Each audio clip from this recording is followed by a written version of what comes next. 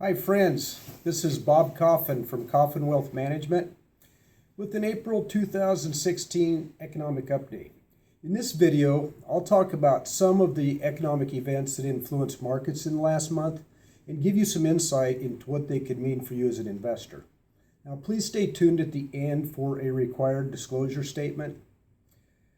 After several rocky months for financial markets, March turned out several straight weeks of gains, giving investors hope for the spring. Let's talk about what happened. After months of strength, the U.S. dollar finally weakened against other currencies. A strong dollar makes domestic goods more expensive to foreign buyers, which has hurt corporate profits. A comparatively weaker dollar will help make U.S. products more competitive on the global market, which I hope will be reflected in our international demands for our goods. Last month was also important for central bank policies. The European Central Bank, Bank of Japan, and the Federal Reserve all held meetings to determine monetary policy. In recent years, there has been a divide between the Fed, which is moving away from the ultra-low rates, and European and Japanese central banks, which are fighting slow economies with negative rates and quantitative easing. However, discussions at the March Fed meeting show that U.S. economists are also becoming more concerned about growth. During the March meeting, the Fed voted to hold rates steady and indicated officials are planning for a slower pace of rate hikes this year. Remarks after the meeting show that the Fed economists are divided. Some officials want to start raising rates soon, while others favor a wait-and-see approach. However, Fed Chair Janet Yellen has been crystal clear about her intention to remain cautious in the face of global risks. Now, we've also got some good economic news last month.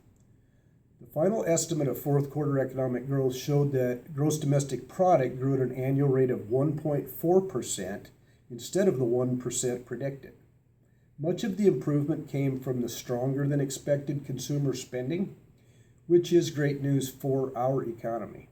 The labor market also continued to add jobs in March, which does support further spending. On the other hand, the increased spending at the end of 2015 may have come at the expense of growth in the first quarter of 16. Consumer spending data from January was revised lower, causing quarter one GDP forecast to fall. Now looking ahead, I'll be awaiting reports from the first quarter that ended in March to see whether the numbers support or weaken concerns about growth this year. I'm not the only one who will be closely monitoring the data. I know that the Fed will be watching ahead of its April meeting to see whether the economy can support additional increases. Will they raise rates in April? It's hard to say, but it's not likely. Currently, most economists predict a June 2016 interest rate hike, but there's always room for a surprise if the data looks good. Now that's it for the April economic update. As always, if you have any questions or concerns about what I've discussed, please give me a call at 402-362-2775. Once again, this is Bob Coffin signing off for the month of April. Please remember that nothing we talk about here is a recommendation.